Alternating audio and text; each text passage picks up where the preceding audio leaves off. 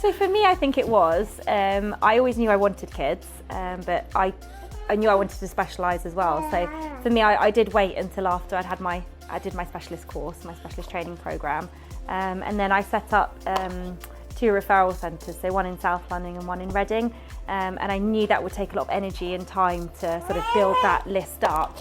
So for me, I waited until that. I don't think there ever is a right time to have kids, but I think for me, I had a few goals that I wanted to achieve before. Whether that was good or bad, I don't know, because actually, you know, sometimes you think the longer you wait, actually it could be more difficult to have kids. So I'm not saying it's the right thing, but for me, I had goals. Definitely also had very similar goals actually, so our practicing lives are very similar.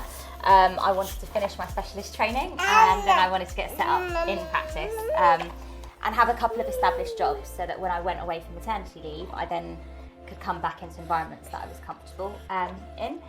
And that was important to me, and it meant doing my specialist training a little bit earlier than possibly what other clinicians would recommend. You know, a lot of people say try and get a vast amount of sort of general dentistry under your belt, and I would have loved to do that from a career perspective, but that conflict of career and family was always there right from the beginning. And at one point I was at a crossroads and I had to make a choice, and the choice was to shift my training as far sort of forward as possible, so that I had the flexibility to have a family.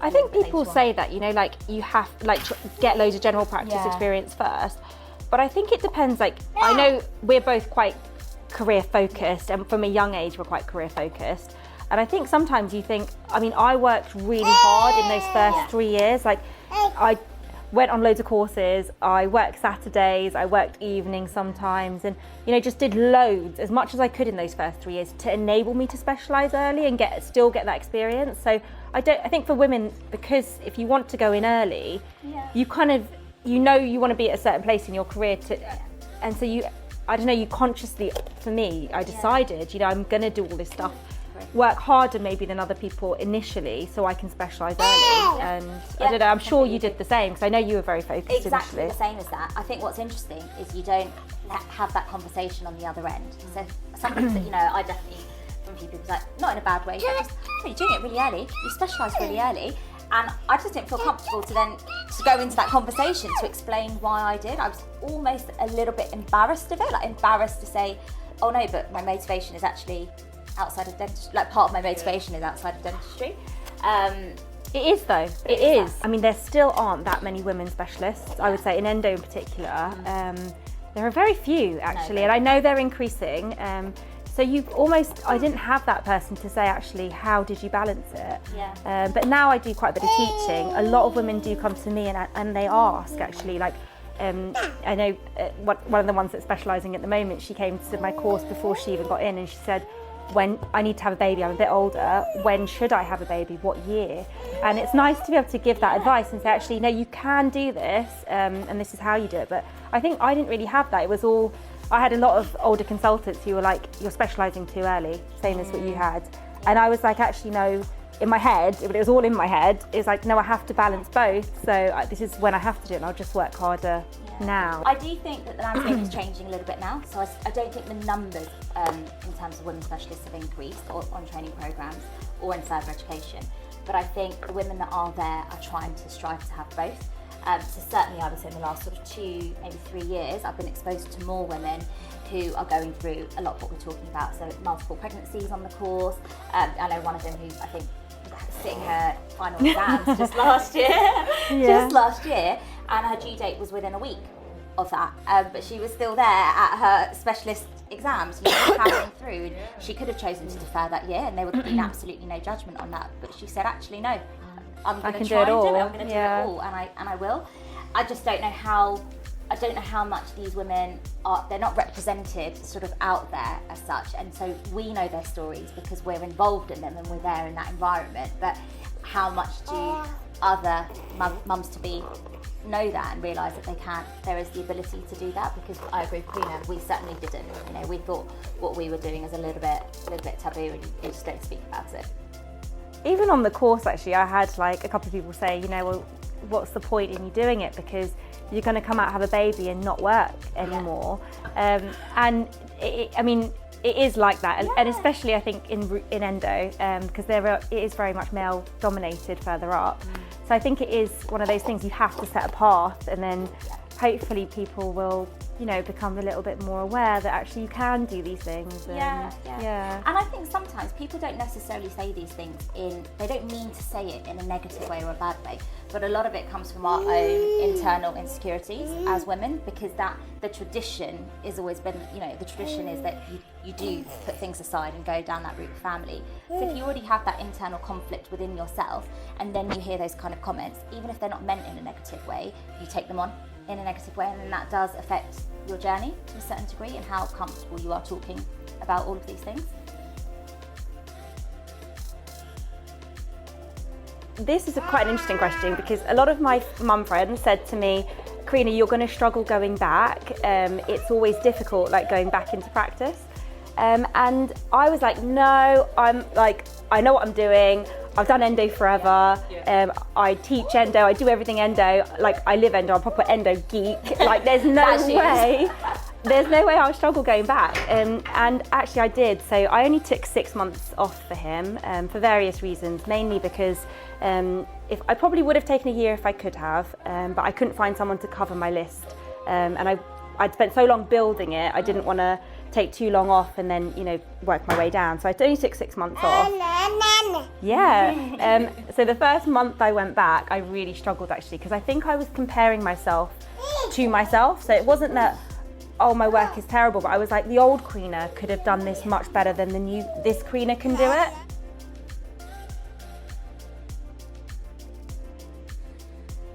It's a really difficult one. So before we had Kaylin, I was very idealistic. I was very much like 50% equal share, that's what we do. On hindsight, it's probably not actually what happened, but in my mind, that's what we were striving for. And since Kaylin, I've just really had to accept it just doesn't work like that.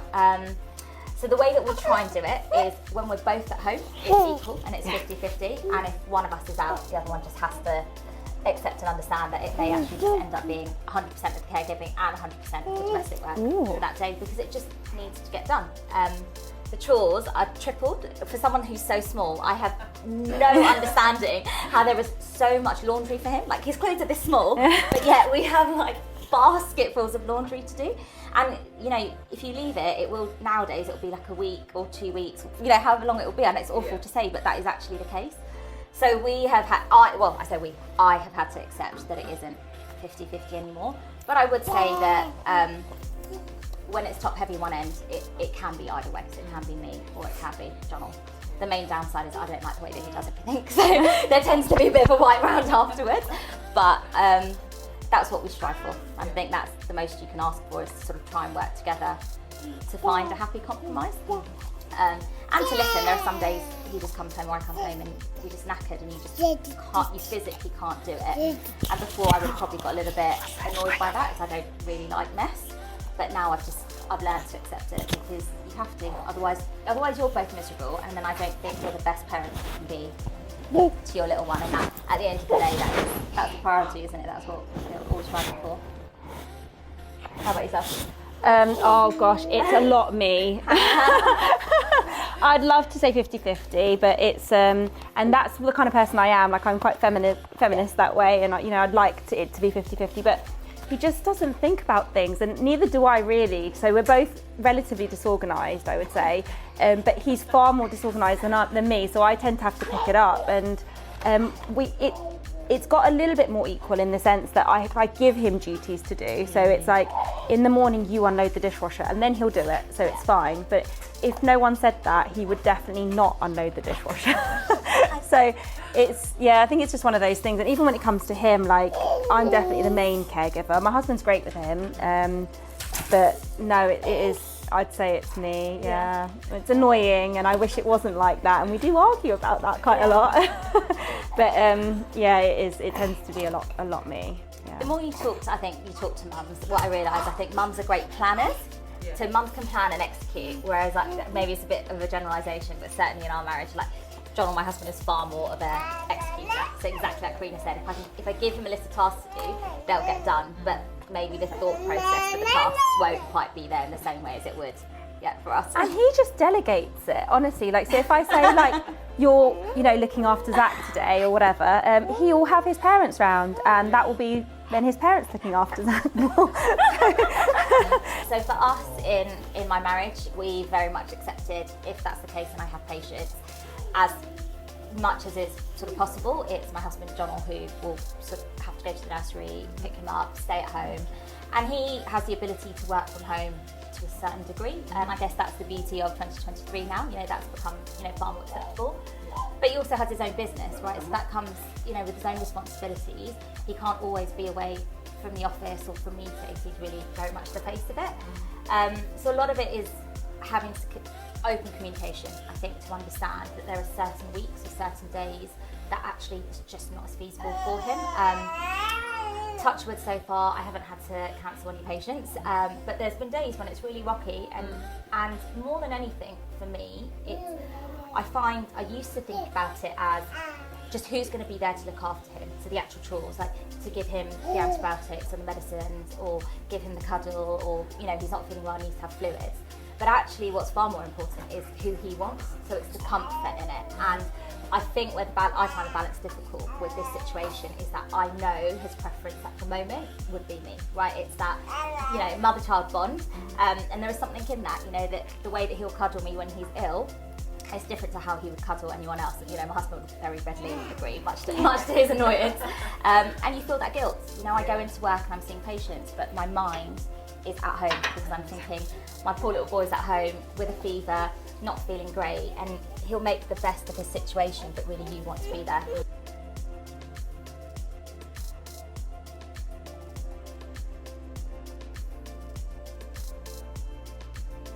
For me, the guilt is I sometimes don't feel that I'm doing either role to the best of my ability, right? So I'm never quite at work, 100% at work, and I'm never quite 100% at home. And my mind is ticking over with 10 million other things. You know, you're always thinking, oh, I forgot to order this, and did I take this out the freezer for his dinner? Oh no, but also that patient, I called them yesterday and they didn't pick up, and I should probably call them again today. And so I feel like there's no rest, and that's where the overwhelm comes from. There is actually, that isn't enough time to just relax. And even when you try, right, so I might, you know, Mother's Day, perfect example, husband was like, have a hot bath, sit in the hot bath for an hour. I can sit in the hot bath for an hour, but my mind is still going. I feel the guilt for work less. I feel the guilt more when it comes to Kaelin, because he's growing up so quickly, and I just don't want to miss those stages, and I don't want him to ever feel that if he wants me or needs me, I'm not there. But the reality is I can't be there 100% of the time if I want to have a career. And to be honest with you, for me that's still a journey. I'm still working my way through that to figure out what that balance is, and whether I'll ever get over that guilt, or whether, you know, that mum guilt that everyone talks about will always be there. So I'm not sure. It's a bit of a watch this space on that one. For him, I think I felt more guilty before he started nursery, because I felt, and when he was a bit younger, now I feel like he's a little bit more robust, so it's slightly less. And also, I think the main guilt came when he was struggling to settle in at nursery, because then I felt like, oh, am I pushing him to do too much at nursery too soon? You know, should I be with him more? But I think at the moment, I think it's balanced a little bit better than it was. So I think, like Risha said, you go up and down, like, and you know, they don't tell you, but every stage has its own challenges. So I'm sure it will come and go in many different ways. I think also the sleep deprivation is the main thing for me. Like, I think if I could sleep solid at night and he didn't wake up at night, that I could probably balance that. But sometimes it's like I'm so tired. And I mean, you probably know, but I've been through like this phase of when he started nursery of just being sick all the time. So it's kind of like, it got to like my 5th illness, and I was like, when's this going to stop? But I think that's the kind of thing that you just, that overwhelms you a little bit, because you think, I just want to be well and be well for him. And if I was well, I could probably do everything. So I think those sorts of things really have been difficult. And I think people can prepare you for that. They can say, oh, when you start nursery, he's going to be ill all the time, you're going to be ill. But you can't ever be prepared for how much it hits you. You think as adults, it's not going to affect you that much, the illness. We've had colds, we've had flus, but some of them have genuinely floored me, like some of the ones that are going around, especially at the moment. And you're just out for the count, right? And that would be hard enough if you were just trying to manage work, let alone. I think it's also like looking after a sick baby, because you're sick, you're trying to look after a sick baby, trying not to take too much time off work. And so it's kind of like, you want to be this perfect person who can do it all, but it's just very difficult to do all of it. But yeah, I think having, like you mentioned with your podcast, I think having mum friends is just so important. Without a doubt. And I don't think, I mean, even in my career, I don't think there's certain women that I've seen that have had really good careers and they've balanced family as well. And I think if I hadn't seen them, I wouldn't have thought it was possible. But I think having seen them as we've grown up is really important. So I think doing stuff like this is really good, that, you know, hopefully it will help some other women say that actually you can hopefully have a little bit of everything, and, you know, it's not perfect all the time. It doesn't start from when you get pregnant or when you have your baby. It starts really from the minute that you think about wanting to start a family, right? And in those moments, it may be just odd subconscious thought or subconscious decision about a possible future baby. But then you go through this whole trajectory of trying to conceive. And, you know, for some women, that may not be an easy journey. And you may have to, I've got a very good friend of mine who went through IVF, for example, while still working, and I say to her to this day, she's a superwoman, because I have no idea how she went through all of that and all the hormonal changes that come with it whilst holding down a job, and she didn't tell anybody in her workplace about it. So I think the first thing that I wish I had accepted a lot earlier on was it's okay, like it's okay to put your hands up earlier and say, yeah, I may not be pregnant yet, but I'm going through this journey, and maybe I had a miscarriage, or maybe, you know, I've had a rough few nights, whatever it might be, so that everyone's in the know, because I think it makes your life easier then, right? If everyone in your environment knows, the nurse that works with you, you know, it's easier for you to manage.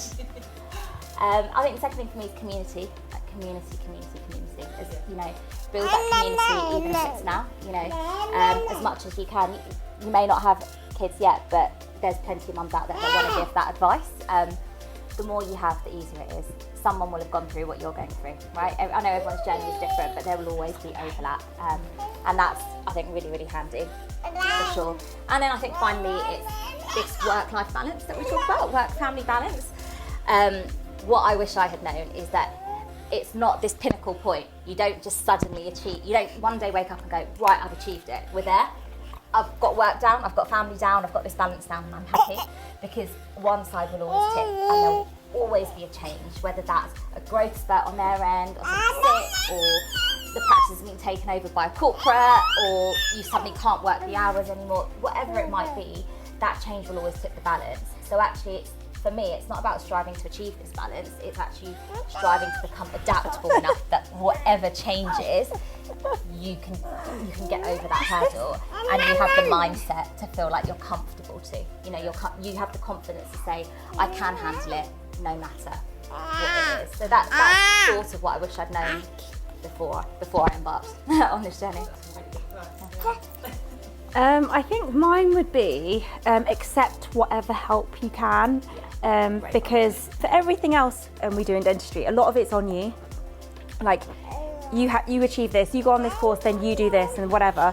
And I thought being a mum would be like this, like it would be a lot on just me, but actually you can't balance everything if it's just you. So I think for me, a lot of it is just accepting help from all the grandparents, accepting maybe that, you know, if you don't have that support, then maybe you need someone else to help you, you know, if you want everything. Because I think no one can do everything by themselves, particularly when it comes to kids.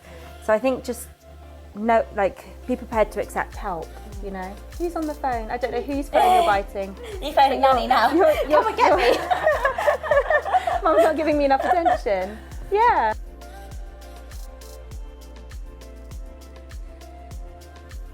You have to work harder as a woman to be in the same position. Yeah, it is like that. I hate to say it. No, be completely honest. I hate to say it because I went to an all-girls school. So for me, I didn't really, till very late in my career, see that there was a difference between women and men in that sense. Because obviously at school, the women's sports team were the most important because we were at an all-girls school. And then even at uni, I didn't really feel there was an inequality between women and men. But I think the more I've progressed in my career, the more I do feel I have to work harder or I have to be better, and you know, for it to be the same. Yeah. You have to prove your worth more than your male counterpart, and it is still like that. It's a difficult pill to swallow, and not everybody will necessarily believe that.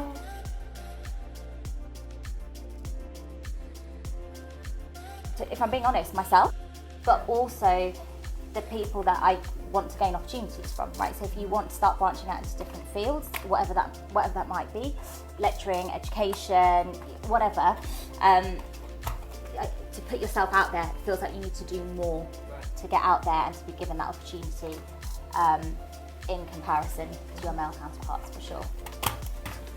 I think part of it also comes from... I think some of it's social as well, right? Like as in when you're out for drinks and whatever the circles that you mix in. I think I know for me at all events it's always nice to have, we've got our endo girls which is like a group of us endo specialists, and it's always nice to have each other there because you feel a little bit more able to be at the event without a problem. I don't know, without not a problem. That's not what I mean, but it's just more comfortable to be at an event when you have a few other women there. So yeah, I think definitely. those sort of things There's times when it could be you're the only female, and the conversation comes up, and they'll be like, "Oh, we'll talk about it later because Risha's here," and it's like, okay, so that's a little bit awkward. And I don't even know what it is. It could be something completely innocent, like it could be absolutely nothing, but in that environment, it makes you feel a little bit off key. Yeah. So it is nice. I think the more women that come up, obviously the more support you have at those sorts of things as well, which is really nice. So that being said though, one thing I would definitely say is that is not representative of all the men. No. There are plenty who are very, very supportive, and certainly where we did our specialist training, we were, the option for women to go and decide to sort of embark on this journey of motherhood alongside your training is really exceptional. I would say the amount of support. Yeah, definite support, whether that's you want to defer the year, whether that's you want to just take a shorter maternity leave, that they're very accommodating to that. And as someone who teaches on the programme now and has just gone on maternity leave from it, I definitely feel very supported in coming back. Like, my job was secure, I knew it was there waiting for me, and even more so than that, it was, everyone's excited to have you back as well, which is nice because you step out into this environment, you're suddenly on your own for a few months, and it's nerve-wracking to go back into it. So I do think it's not representative of everybody, but there's still a lot of change that could happen for the better, definitely, in the industry. So, Kreena, you mentioned I think it's because it's new for them as well, right? Yeah. Because there aren't many women out there, so they don't really know. Like, I know whoever told me, once you specialise and have babies, you won't work again. For them, maybe that was their experience of the few women that maybe were there. So you can see where it comes from, but hopefully those ideas will change the more that they see actually people do go back to work. And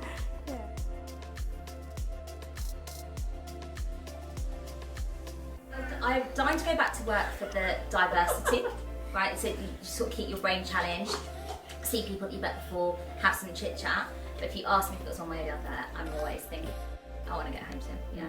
What about you? I definitely want to get home to him, but I definitely need my work as well. I went a bit crazy on my mat leave for 6 months, and I thought it would be like a little holiday, but it's not. It's not. Being a mum is harder than being at work. I honestly think so. I don't think I could be a full-time mum. And sometimes I think that makes me feel a bit guilty because I know a lot of people who could be. A lot of my NCT friends actually just want to be at home. But I feel like I need both. So I don't know. And I love the time I do have with him. So I don't work full time. I'm with him for some days. But the days that I'm at work, I do really like that side of things as well. And I don't think I could ever give it up. So yeah.